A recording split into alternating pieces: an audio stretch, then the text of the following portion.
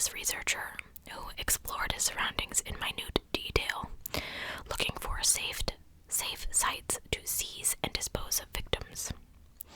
He was unusually skilled at minimizing physical evidence.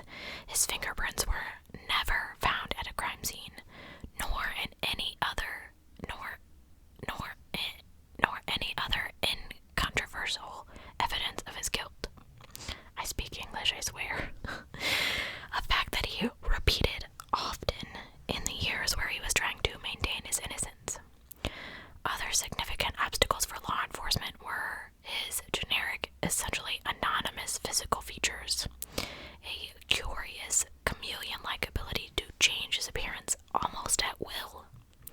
Early on, police complained of the futility of showing his photograph to witnesses because he looked different in virtually every photo taken of him, which I don't see, but okay. In person, his expression would change so that his whole appearance would change, and there were moments that you weren't even sure you were looking at the same person, said the judge of the Durant trial. He was a changeling. Bundy was well aware of this unusual quality and exploited it, using subtle modifications of facial hair or his hairstyle to significantly alter his appearance as necessary. He concealed his one distinctive identifying mark, which was a dark mole on his neck with turtlenecks and sweaters. And even his Volkswagen proved difficult to pin down. Its color was variously described by witnesses as either metallic or non-metallic, and tan or bronze or light brown or dark brown. Ted's modus operandi involved organization and sophistication, which, over time, as is typical of serial murderers, early on it consisted of forcible late-night entry followed by violent attack with a blunt weapon on a sleeping victim. Some victims were sexually assaulted with inert objects, and all except Healy were left as they lay, unconscious or dead.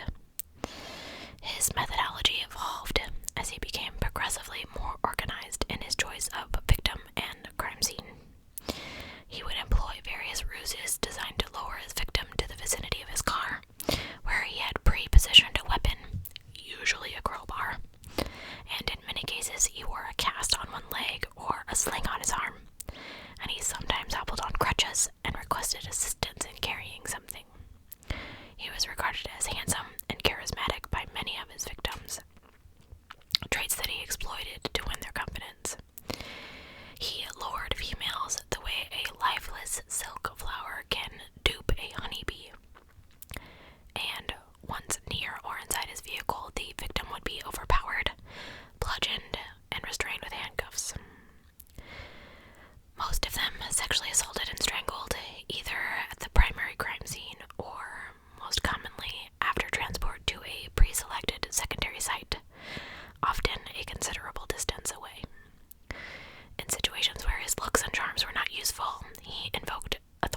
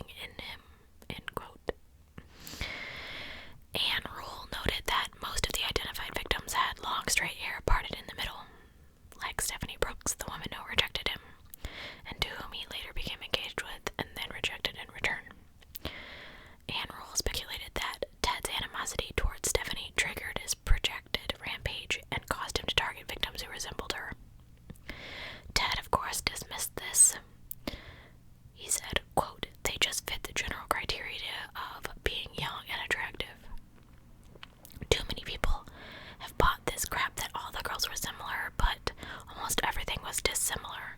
Physically, they were almost all different." End quote. He did concede that youth and beauty were absolutely indispensable criteria in his choice of victims. Right, because you don't want to kill an ugly girl. Guess I'm safe. After Bundy's execution, Anne Rule was surprised and troubled to hear from numerous sensitive, intelligent, kind young women who wrote and called to say that they were deeply depressed because he was dead. Many had corresponded with him, each believing that she was his only one, and several said that they suffered nervous breakdowns when he died. Even in death, Ted damaged women, Rule wrote. To get well, they must realize that they were conned by the master con man, and they were grieving for a shadow man that never existed.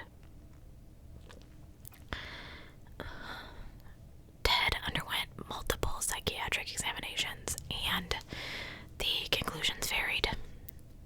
Once he was evaluated and classified as a high factor 1 psychopath, meaning that he was an intelligent human being with very few signs of psychopathy early in his life. So I guess they didn't hear about the knife incident. The components of factor 1 psychopathy include a grandiose sense of self, pathological lying, conning, manipulative behaviors, lack of remorse, lack of empathy, and failure to accept responsibility. Which is why Ted insisted on his innocence until death and used various tricks to delay the trial. A professor of psychiatry at the New York University School of Medicine and an authority on violent behavior, Dorothy Otno Lewis, initially made a diagnosis of bipolar disorder, but she later changed her impression more than once. She also suggested the possibility of multiple personality disorder based on behaviors described in interviews and court testimony. Other experts found Ted's precise diagnosis elusive. Of course they did. The majority of evidence pointed away from bipolar or other psychoses and more towards antisocial personality disorder. I might have that. Ted displayed many personality traits typically found in ASPD patients who are often identified as sociopaths or psychopaths. Okay, that's not me, but they have such outward charm and charisma with little true personality or genuine insight beneath the facade. The ability to distinguish right from wrong, but minimal effect on behavior, and the absence of guilt or remorse. Okay, maybe I don't have this, I just don't like people. Guilt doesn't solve anything really, Ted said in 1981. It hurts you, but I guess I am in the enviable, but lips are dry, enviable position of not having to deal with guilt. Really? There was also evidence of narcissism, poor judgment, and manipulative behavior. You think? Sociopaths are egotistical manipulators who think they can con anybody. Sometimes he manipulates even me, admitted one psychiatrist. In the end, Lewis agreed with the majority. I always tell my graduate students that if they can find me a real, true psychopath, I will buy them dinner, she told Nelson. I never thought they existed, but I think that Ted may have been one. A true psychopath with no remorse or empathy at all. Narcissistic personality disorder had been proposed as an alternative diagnosis in at least one subsequent retrospective analysis of Ted. I just think he was nuts.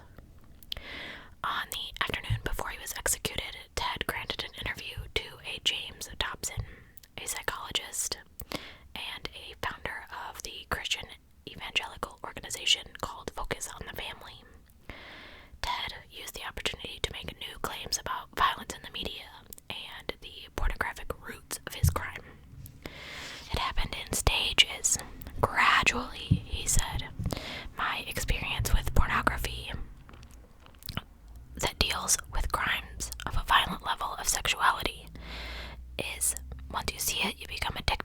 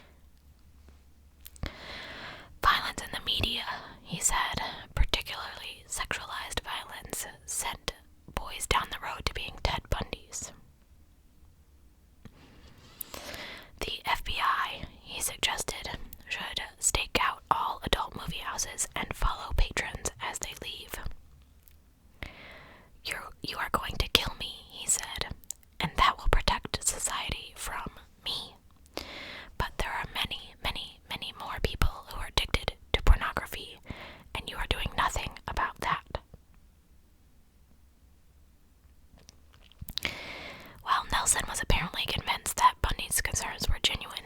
Most biographers, researchers, and other observers concluded that his sudden condemnation of pornography was at least one last manipulative attempt to shift the blame. He told Dobson that true crime detective magazines had corrupted him and fueled his fantasies to the point of becoming a serial killer. And yet, in 1977, in a letter to Anne Rule, he wrote, "Who in the world reads these publications? I have never purchased such a magazine, and on only 2 or 3 occasions have I ever even picked one up." So which is it? He told McCoud and Ainsworth in 1980 and Hagemeyer the night before he spoke to Dobson that pornography played a negligible role in his development as a serial killer. The problem wasn't pornography, the problem was Ted. "I wish that I could believe that his motives were altruistic," wrote Anne Rule, "but all I see in that Dobson tape is another Ted Bundy manipulation of our minds. The effect of the tape is to place once again the onset of his crimes not on himself, but on the world." I don't think watching porn makes you a killer. I feel like a lot more people would be killers if that was the case, but anyway. Hagemeyer and Ted, during their final death row interview on the eve of Ted's execution, had a lot to discuss. He tried to blame his victims. He said that, "I've known people who radiate vulnerability. Their facial expressions say, 'I am afraid of you,' and these people invite abuse by expecting to be hurt. Do they subtly encourage it?"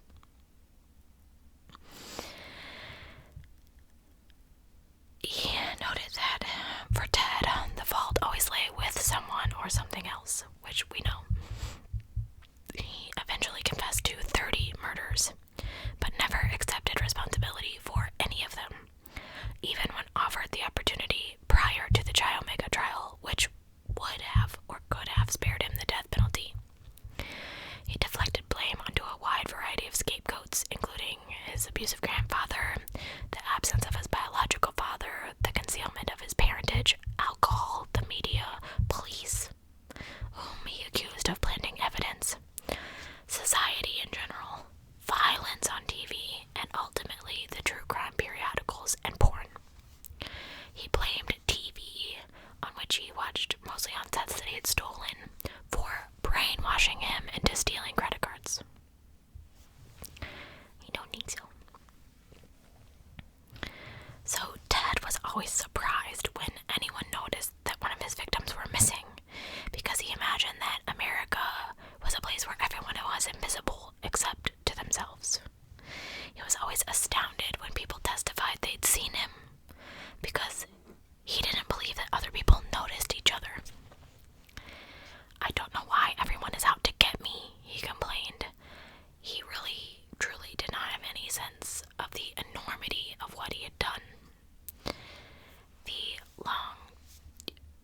A long-term serial killer erects powerful barriers to his guilt, walls of denial that can sometimes never be breached, and each time that he was forced to make an actual confession, he had to leap a steep barrier that he built inside of himself long ago. It's almost like he was 2 people. So, again, the night before his execution, he confessed to 30 homicides, but the true total remains unknown. Estimates have run as high as 100 or more, and he occasionally made cryptic comments that encouraged this speculation, of course, because he wouldn't admit to anything. He told someone, a reporter in 1980, that for every murder that was publicized, there could be one that was not. When FBI agents proposed a total tally of 36, he responded, "Add a digit to that, and you'll have it." 3 years later, he told attorney Polly Nelson that the common estimate of 35 was accurate, but Robert Keppel wrote that Ted and I both knew that this total was much higher, and I don't think he even knew how many he had killed or why he had killed them, said Reverend Fred Lawrence, the Methodist clergyman who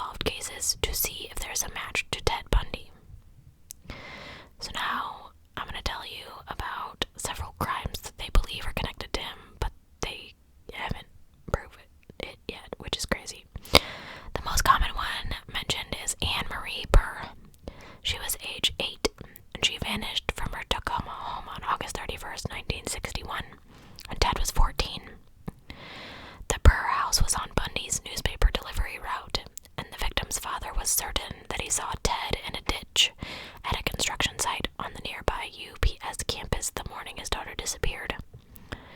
Other circumstantial evidence implicates him as well, but detectives familiar with the case have never agreed on the likelihood of his involvement. He repeatedly denied that he did this and wrote a letter of denial to the Burr family in 1986. But Keppel has observed that Burr fits all three of Ted's no discussion categories of too close to home, too close to family, and very young. Forensic testing of material evidence from the Burr crime scene in 2011 yielded insufficient intact DNA sequences for comparison with Ted.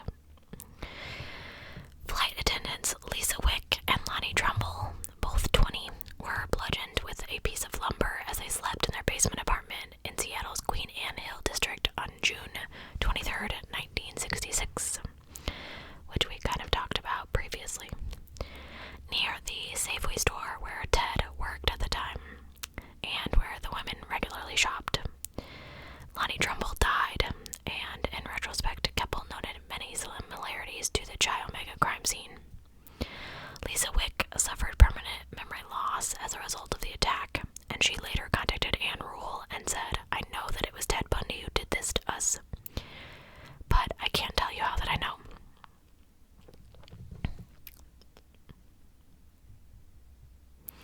Vacationing college friends Susan Davis and Elizabeth Perry, both 19, were stabbed to death May 30th, 1969. Their car was found that day abandoned beside the Garden State Parkway on Sumner's Point, New Jersey, near Atlantic City. And their bodies, one nude and one fully clothed, were found nearby in the woods 3 days later. Ted attended Temple University from January through May of 1969, and apparently did not move west until after Memorial Day weekend. While Ted's accounts of his earliest crimes varied considerably between interviews, he told forensic pathologist Art Norman that his first murder victims were 2 women in the Philadelphia area. Biographer Richard Larson believed that Ted committed the murders using his feigned injury ruse based on an investigator's interview with Julia, Ted Bundy's aunt. Ted, she said, was wearing a leg cast due to an automobile accident the weekend of the homicides and therefore could not have traveled to from Philadelphia to the Jersey Shore. And there is no official record of any such accident. Rita Coran, a 24-year-old elementary school teacher and part-time motel maid, was murdered in her basement apartment July 19, 1971, in Burlington, Vermont. She had been strangled, bludgeoned, and raped. The location of the motel where she worked, adjacent to Ted Bundy's birthplace, the Elizabeth Lund Home for Unwed Mothers, and similarities to known Bundy crime scenes led retired FBI agent John Bassett to propose him as a suspect. No evidence firmly places Ted in Burlington on that date, but municipal records note that a person named Bundy was bitten by a dog that week, and long stretches of his time, including the summer of 1971, remain unaccounted for. The murder is officially unsolved. Joyce LePage, 21, was last seen July 22nd, 1971, on the campus of Washington State University. 9 months later, her skeletal remains were found wrapped in carpet and military blankets, bound with rope, in a deep ravine south of Pullman, Washington. Multiple suspects, including Ted, have never been cleared. Rita Lorraine Jolly, 17, disappeared from Oregon on June 29, 1973. Vicki Lynn Haller,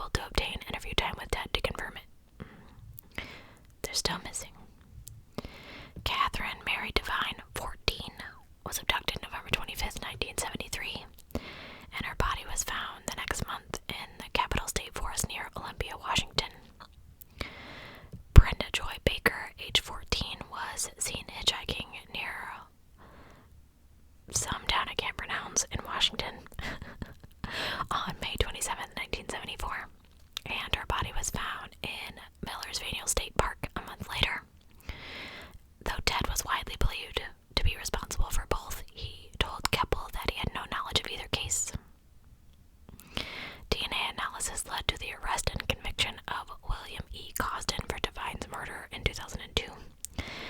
But the Baker homicide remains unsolved.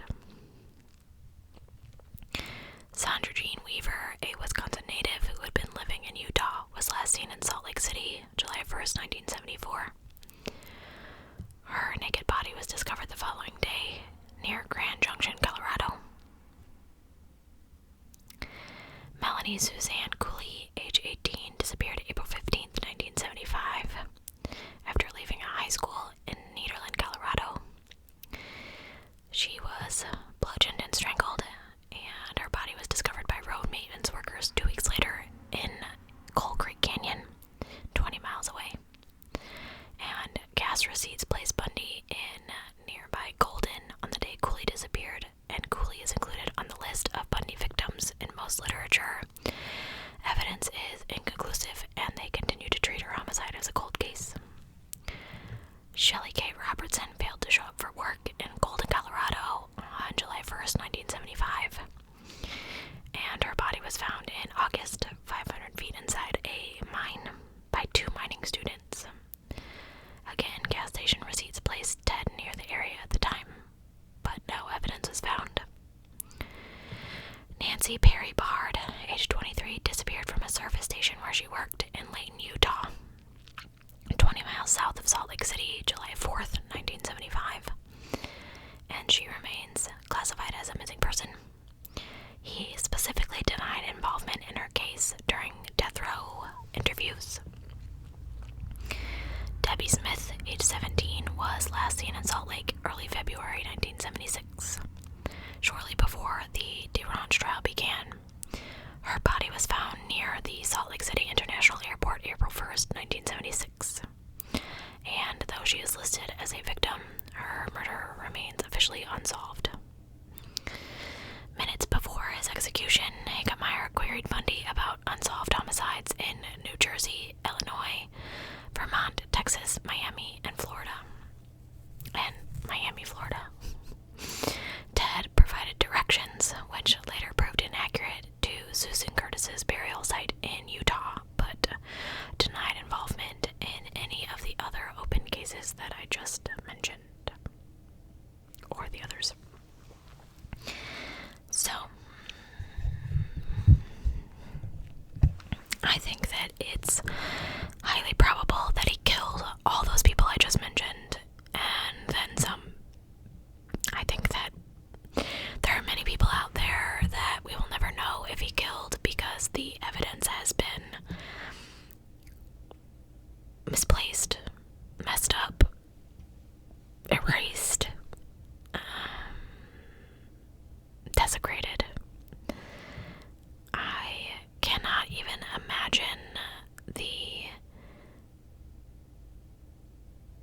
appetite for killing that he had being satiated.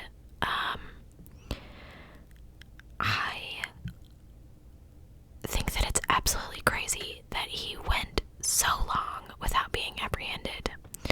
And I think that it's the fact that he literally was driving around with his headlights off and ran a stop sign that he got arrested, and it absolutely blows my mind that I don't know how did he get away with this, and he maneuvered Meg or Liz or whatever you want to call her and Stephanie, and he was this charming, charismatic chameleon.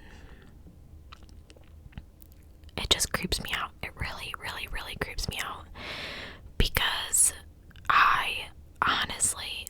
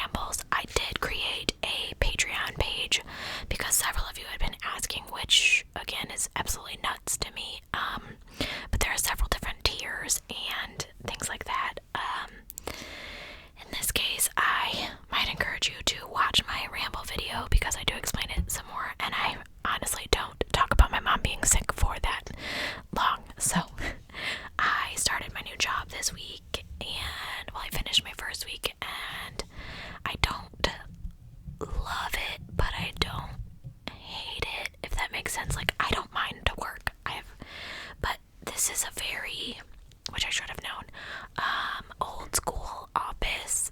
They still use paper charts, bless them. And I'm used to being challenged at work. I'm used to go, do this, and this office doesn't appear to do that, but the hours work for me, and the schedule works, and so I'm gonna keep plugging away until I figure out what my dream job is. Anyway, thank you so much for watching this, and I hope you're not sick of me or Ted Bundy. If you are, we're done, and we're gonna move on to something